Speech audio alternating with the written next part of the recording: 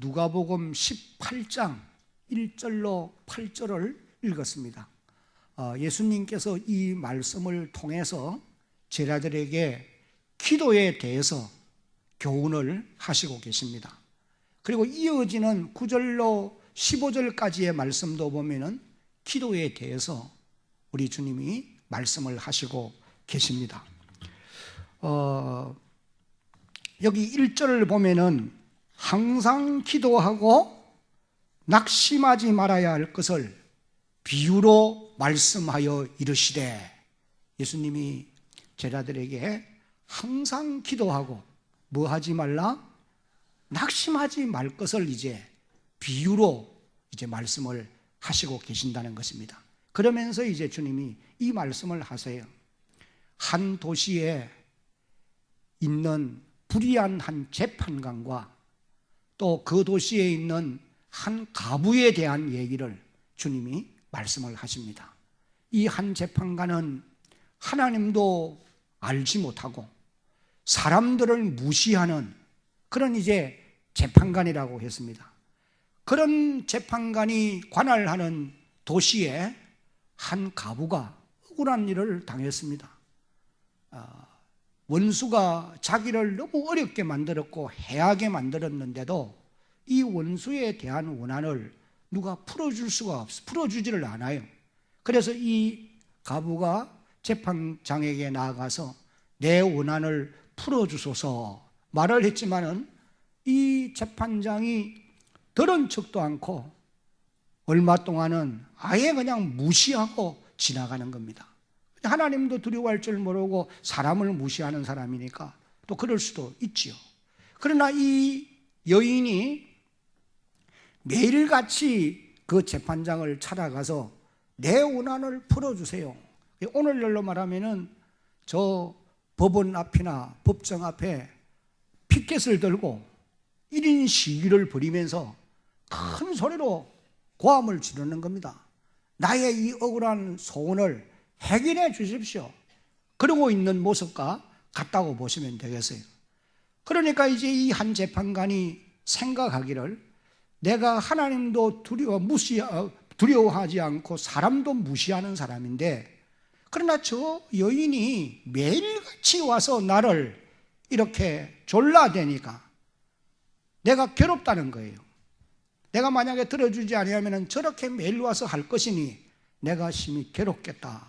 그래서 그 여인의 원한을 듣고 그 문제를 해결해 주었다. 그렇게 이제 말씀을 하셔요. 그리고는 예수님이 제자들에게 이렇게 이제 교훈을 하십니다. 불의한 재판관이 한 말을 들으라. 그는 비록 불의한 재판관이지만 그 가부가 늘 와서 자신을 괴롭게 함으로 귀찮아서 가부의 원한을 풀어 주었다면, 하물며 하나님은 참으로 좋으신 분인데, 여러분 하나님은 좋으신 분임을 믿으시기 바랍니다. 사랑의 하나님이시고 어제도 오늘도 변함없이 우리를 사랑하시고, 마치 좋은 부모님이 자기의 자녀들을 아끼고 돌아보고 언제나 자기 자녀들을 사랑하는 것처럼 하나님도 그 이상으로 거기에 비교할 수도 없을 만큼 언제나 하나님의 자녀들을 대하여서는 좋으신 분이에요. 그런 좋으신 하나님이 자신이 택한 그 자녀들이 밤낮 나와서 부르짖는 기도를, 그들의 마음에 원하는 소원을 하나님이 어찌 응답해 주시지 않겠느냐? 오래 기다리시겠느냐? 아니라는 거예요. 한번 따라합시다. 속히 이루어 주십니다. 속히 이루어 주신다. 이것을 이 한 불의한 재판관과 한 가부의 예를 들어서 이것을 주님이 교훈하고 있는 것입니다. 그래서 이 비유의 핵심은 불의한 재판관도 가부의 강청함에 못 이겨 소원을 들어주었다면, 어려우신 하나님께서는 자신의 자녀들이 낙심하지 않고 계속해서 구하면은 반드시 응답해 주신다. 이것을 우리로 하여금 깨달아라는 거예요. 여러분 깨달으시기를 주의 이름으로 축복합니다. 이 과부도 낙심하지 않고 항상 나가서 기도하니까, 간구하니까 그 불의한 재판관도 원한을 풀어주었구나.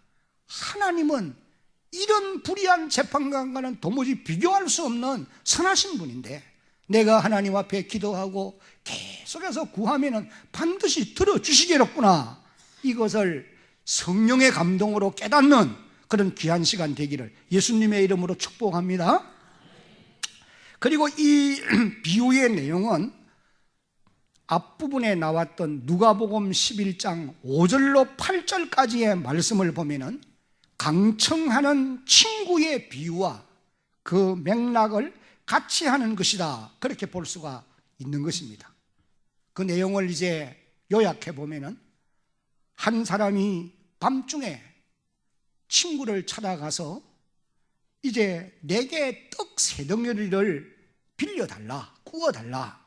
그 이유는 지나가던 내 친구가 밤에 우리 집에 들어왔는데 우리 집에 먹을 것이 없다. 그래 당신의 집에는 먹을 것이 있으니까 그 떡 세 덩어리를 구워달라. 그러니까 친구가 대답하기를 이렇게 말합니다. 나를 괴롭게 하지 말라. 문이 이미 닫혔고 아이들이 나와 함께 누웠으니 내가 일어나 줄 수 없다. 그렇게 말을 하는 겁니다. 그러면은 그만 집으로 돌아가야 되겠는데 이 친구는 돌아가지 않고 계속 문을 두드리면서 강청을 하는 거예요. 안 주면 안 됐다. 줄 때까지 나는 못 간다. 그러고 있는 거예요. 그랬더니 거절하던 친구가 말하기를 내가 비록 돛댐을 인하여서는 일어나 내게 주지 않겠지만은 그 강청함을 인하여 요구대로 주리라 하고 주었다는 것입니다.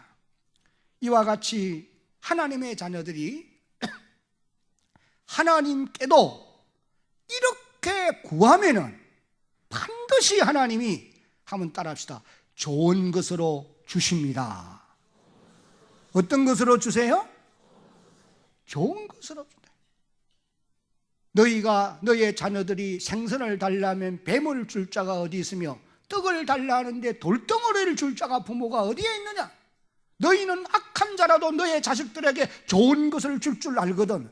하물며 하늘에 계신 너희의 아버지께서는 너희가 구하는 것 이상으로 더 좋은 것으로 주시느니라. 아멘.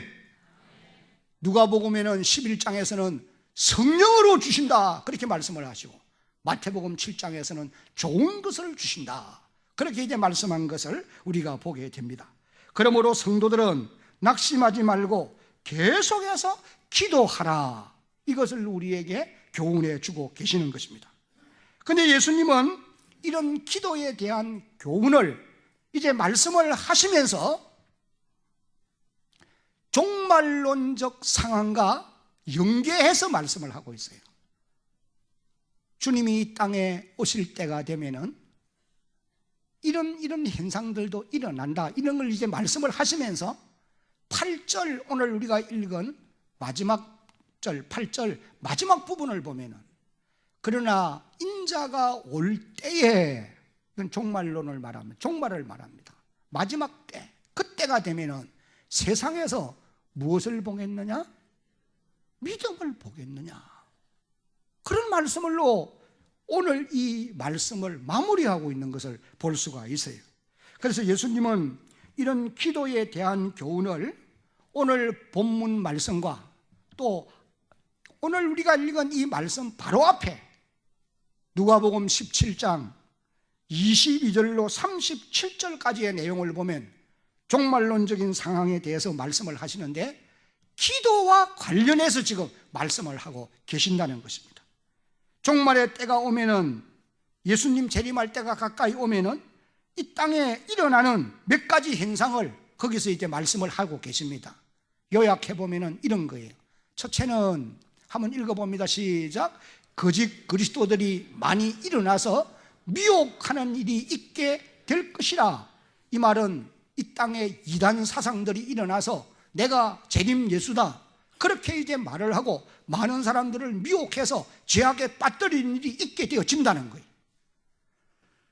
여러분 꼭 기억해야 됩니다. 오늘 우리가 살고 있는 이 시대는 우리나라 안에 이단 사상들이 너무도 난무하고 있다는 거.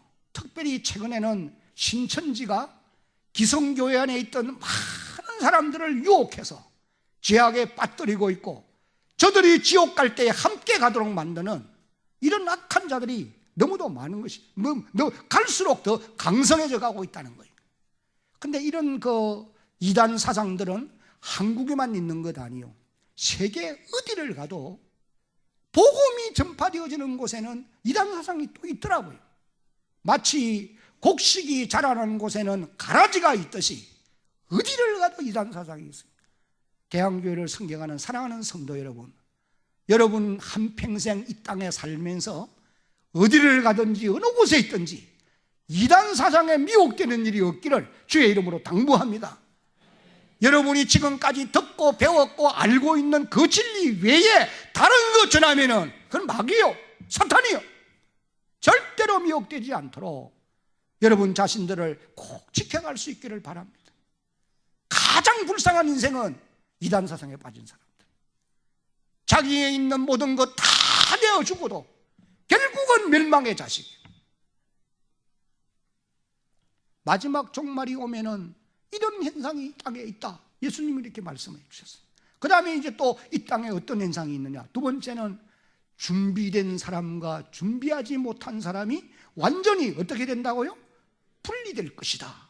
그 말씀을 이제 우리에게 여기 누가복음 17장 마지막 부분을 읽어보면은, 두 사람이 함께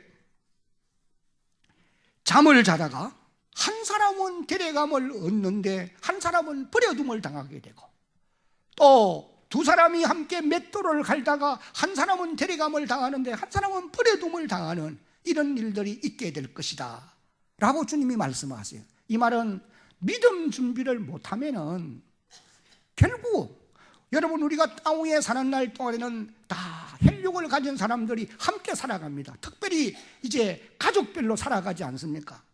그러나 여러분, 한 가정에 사는 가족이라 할지라도 믿음을 준비한 사람과 믿음이 없는 사람은 마지막 그날이 오면 데려감을 당하는 것과 함께 버려둠을 당하는 일도 이 땅에 있게 되어진다, 그 말씀이에요. 그래서 준비된 사람과 준비되지 못한 사람이 분리되는 이런 현상을 말씀을 하셨어요. 그 다음에 이제 종말의 때가 되면은 노아의 때와 같고 또 누구의 때와 같은? 롯의 때와 같은 현상이 이 땅에 있게 된다. 이걸 주님이 강조해서 말씀하는 것을 봅니다. 강조한다는 말은 길게 말씀을 하고 있다는 거예요. 여러분, 누가복음 17장 27절로 29절을 소리내서 같이 한번 읽어봅니다. 시작. 노아가 방주에 들어가는 날까지 사람들이 먹고 마시고 장가들고 시집가더니 홍수가 나서 그들을 다 멸망시켰으며 또 롯의 때와 같으리니 사람들이 먹고 마시고 사고 팔고 심고 집을 짓더니 29절 롯이 소돔에서 나가던 날에 하늘로부터 불과 유황이 비오듯 하여 그들을 멸망시켰느니라. 답을 보시기 바랍니다. 자, 여기 보면은 마지막 종말의 때가 오게 되면은 이 땅의 사람들이 어떤 형태로 살아가느냐, 요약하면 이런 겁니다. 시집가고 장가가고 먹고 마시고 또 심고 집을 짓고 이렇게 하면서 살아간다는 거예요. 여러분, 이거는 육신을 가진 사람은 모두가 다 이런 삶을 살아야 될 건 아니겠어요? 이것이 바로 의식주 아니냐는 말이에요. 이건 아주 지극히 평범하게 살아가는 삶의 모습이라고 말할 수가 있는 것입니다. 그런데 여러분, 오늘 우리 믿는 사람들도 이렇게 살아가는 것이 분명한 사실이에요. 근데 문제는 무엇이냐 하면은, 사람이 이 땅에 와서 먹고 마시고 집을 짓고 사고 팔고 심고 시집가고 장가가고 다 해야 되지요. 시집가고 장가가야 됩니다. 예, 나는 안 갑니다. 그러면 부모님들이 마음에 근심이 와요. 그런데 그것만 그렇게만 하며 살면 안 된다는 거예요. 이것은 사람의 육체를 가진 사람이면은 이 육체의 소욕대로 살아가는 삶의 모습이에요. 여기에 반드시 하나 더 해야 될 것이 무엇이냐 하면은, 사람은 하나님의 형상으로 지음받았기 때문에 하나님이 오늘 우리에게 주신 영혼이 있어요. 이 영혼이 하나님을 알아야 되고 하나님과 교제하며 살아가야 사람답게 살아게 되어지는 것입니다. 그래서 전도자 솔로몬이 이렇게 말씀합니다. 전도서 12장 13절에 소리내서 한번 같이 읽어봅니다. 시작. 일의 결국을 다 들었으니 하나님을 경외하고 그의 명령들을 지킬지어다. 이것이 모든 사람의 본분이다. 일의 결국을 다 들었으니, 솔로몬이 파란만장한 한 생애를 살았는데 부귀도 누렸고 영화도 누렸고 다 누렸어요. 그러면서 결론적으로 하는 말씀이 하나님을 경외하고 그의 명령들을 지키며 살아야 된다는 거예요. 이것이 사람의 본분이라는 거예요. 이것 없이 사는 것은 그건 정상적인 삶이 아니라는 거예요. 세상 사람들의 관점에서 보면 그것이 정상적인 것 같아도 하나님이 보실 때는 그게 아니라는 거예요. 그래서 전도서 12장 7절에 같이 읽습니다. 시작. 흙은 여전히 땅으로 돌아가고 영은 그것을 주신 하나님께로 돌아가기 전에 기억하라. 흙은 여전히 땅으로 돌아간다. 우리 육체가 흙으로 간다, 그 말입니다. 비유적인 표현이에요. 그리고는 영은, 우리의 영혼을 말하는 거예요. 띄워주십시오.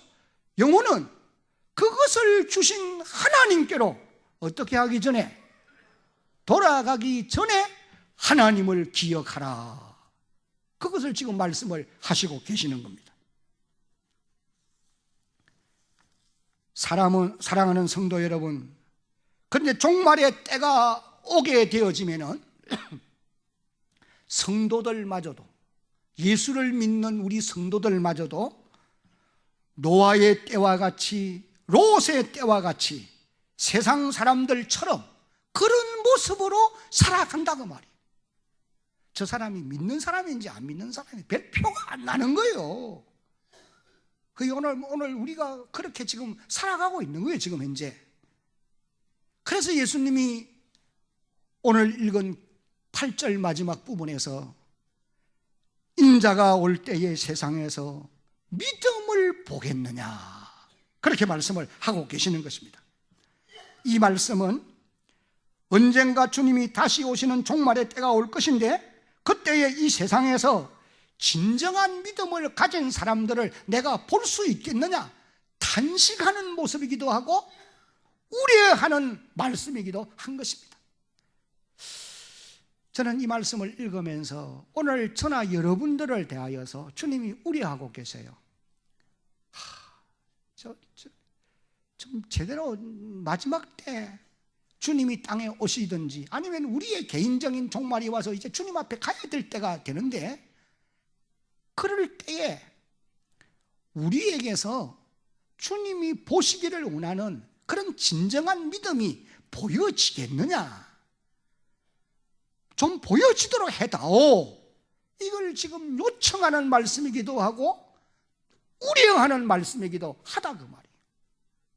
자녀들을 바깥에 내보내면서 저놈이 나가서 저 어떻게 잘 살게 될런지, 잘 되어야 될 텐데, 그렇게 염려하듯이 주님이 그렇게 지금 단식하는, 염려하는, 우려하는 그런 말씀인 것을 우리가 잊어버리면 안 된다는 거예요.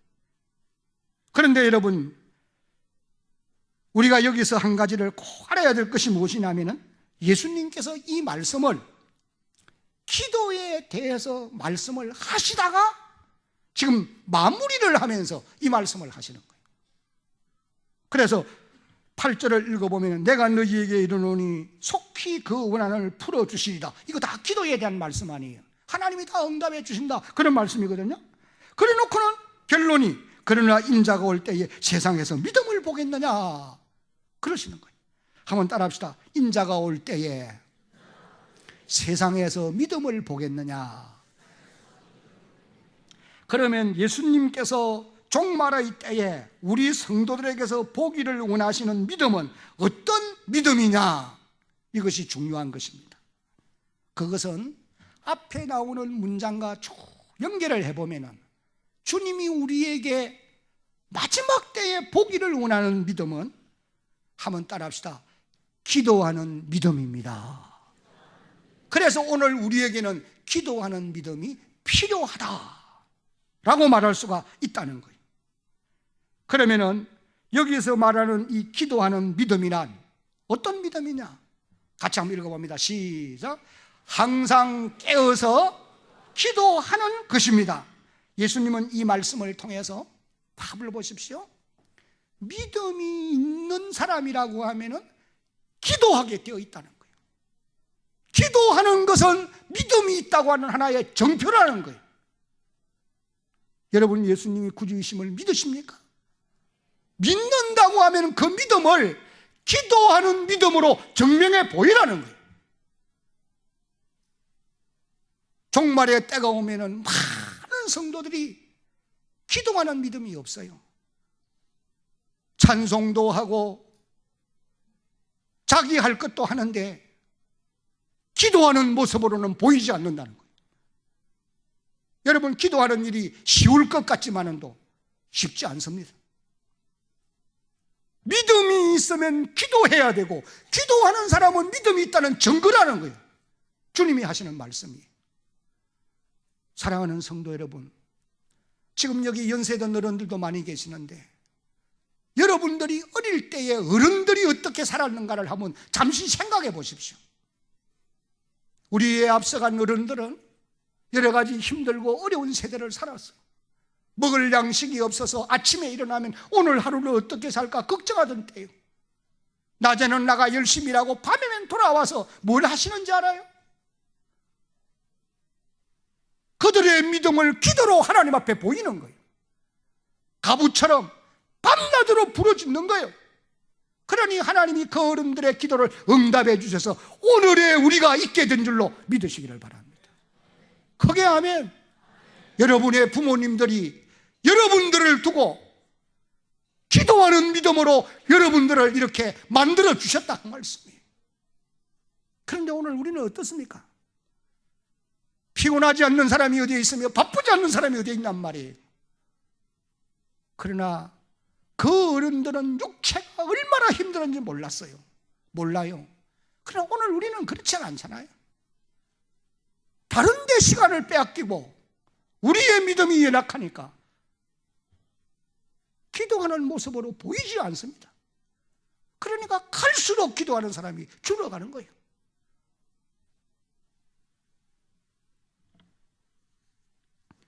주님을 믿는다고 하는 것은 주님께 기도하는 것이다. 주님이 그렇게 우리에게 말씀해요. 반대로 말하면 기도하지 않으면 믿음이 없다, 아니면 믿음이 약해졌다, 아니면 믿음이 병들었다 정의할 수 있는 것입니다. 여러분, 여러분의 믿음이 기도하는 모습으로 나타나기를 예수님의 이름으로 축복합니다. 그러니까 어떻든지 여러분 날마다, 아니 하루에도 시간을 내어서 좀 기도하려고 발버둥을 쳐봐야 돼요.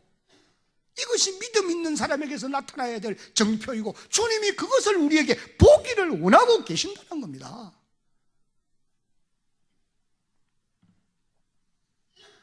말세가 되면은 고통하는 때가 이르는데 사람들이 하나님을 어떻게 멀리합니다. 자기를 사랑하고 돈을 사랑하며 자긍하며 교만하며 디모데후서 3장 1절 이후를 읽어보면은, 그래서 경건의 모양도 갖추어 있지만은 경건의 능력을 부인하는 자라고 그랬어요. 그러니까 가면 갈수록 사람들이 기도하는 척은 하는데 능력이 없는 기도예요. 왜? 믿음이 없기 때문에. 포음은 갖추었는데 능력이 없어요. 형식이에요, 형식. 그래도 형식이라도 갖출 수 있기를 바랍니다. 왜? 형식을 갖추고 가다가 보면 거기에 성령의 도우심이 함께 하실 줄로 여러분 믿으시기를 바랍니다. 대한교회 모든 성도들이 이런 면에 반드시 정신을 차릴 때가 왔다. 그 다음에 기도하는 믿음은 두 번째, 다 같이 읽어봅니다. 시작. 낙심하지 말고 끝까지 기도하는 것입니다. 조금 전에 기도가 믿음이라고 말씀을 드렸어요. 그렇다고 한다면은 기도 중에서도 낙심하지 않는 기도야말로 진정한 믿음이다, 그렇게 말할 수가 있는 것입니다. 오늘 비유를 통해서 우리에게 주님이 가르치는 바가 바로 그것이에요. 낙심하지 않고 끝까지 재판장을 찾아가는 가부의 끈기, 이것을 주고 주님은 믿음이라고 우리에게 말씀해 주고 있습니다. 오늘 저와 여러분들이 주님께 그렇게 기도할 때에 하나님의 놀라운 역사를 경험하게 된다는 거예요. 어떤 때는 이 가부도 그 재판관이 벽처럼 느껴지는 그런 때가 있었을 거예요. 그래도 찾아가고 또 찾아가고 강청하고 또 강청하고 끝까지 낙심하지 않고 기도한 이 가부의 끈기, 이걸 배우라는 거예요. 요사이는 어린 애들, 아기들, 자라는 학생들도 끈기가 너무 없고, 오늘 우리 어른들에게서 본 것 아니겠어요? 신앙생활에 끈기가 없어요.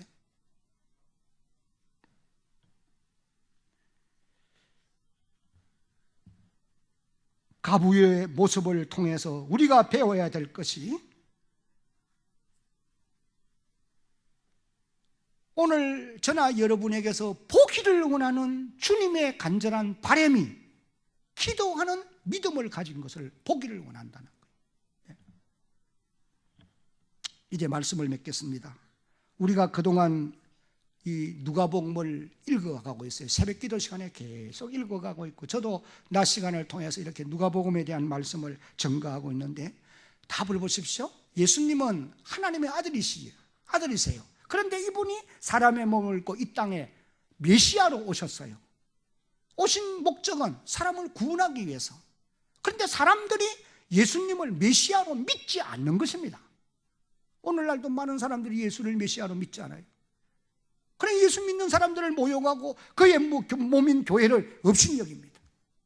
그러나 여러분, 주님이 땅 위에 계시면서 자신이 메시아요 인류의 구원자로 오신 분이라고 하는 것을 여러 가지 하시는 일들을 통해서, 기사와 표적을 통해서 증명해 보여주셨어요. 우리가 지난 시간에는 폭풍까지도 잔잔케 하시는 주님이심을 말씀을 통해 읽었습니다. 수많은 병든 자들을 고쳐주시는 모습으로 나타나셨어요. 심지어 죽은 자를 살리는 역사도 일으키신 겁니다. 야이로의 딸을 살려주셨고, 저 나인성 가부의 독자를 살려주시고, 요한복음 11장에서는 죽은 나사로가 나은 자 됐는데 다시 살려주시는, 그리고 또 귀신 들린 자를 고쳐주시고, 이렇게 해서 주님은 사람이 사람답게 살아갈 수 있도록 회복시켜 주시는 이런 역사를 일으켜 주신 것입니다. 왜 이렇게 주시느냐? 주님이 하나님의 아들로서 이 땅에 사람의 몸을 입고 왔는데 메시아로 오셨다는 거예요. 그래서 너희가 나를 믿으면 하나님의 자녀가 되어지고 죄사함을 받고 영생의 자리에 들어가는 복을 누리게 된다. 이걸 가르쳐 주시기 위해서 주님이 그렇게 하신 거예요. 그뿐만 아니지요. 500여의 기적 같은 기적을 행하여서 모든 사람의 필요가 충족되어지고도 항상 남는 역사가 있게 된다. 이것도 가르쳐 주신 것을 우리가 기억을 합니다. 그런데 문제는 종말의 때가 가까우면 그런 주님을 믿고 그 주님께 기도하는 사람이 그런 기도하는 사람을 만나기가 쉽지 않다는 거예요. 쉽지 않다. 자꾸 줄어간다는 거예요. 여러분, 그렇습니다. 지금 줄어가고 있어요. 오늘 우리 교회도 그런 현상을 경험합니다. 그래서 오늘 본문 말씀을 통해서 저와 여러분들에게 다시 한번 말씀하시기를, 한번 따라합시다. 기도하는 믿음이 필요하다. 주님이 그렇게 우리에게 말씀을 하시는 거예요. 사랑하는 성도 여러분, 여러분들이 믿음이 있다고 한다면 그 믿음을 기도함으로 나타내 보여야 돼요. 그리고 또 여러분이 기도하면 하나님이 여러분에게 믿음을 선물로 주실 줄로 믿으시기를 바랍니다. 바라는 것은 오늘 이 예배를 드리는 여러분 모두에게 기도하는 믿음이 충만하기를 예수님의 이름으로 축복합니다.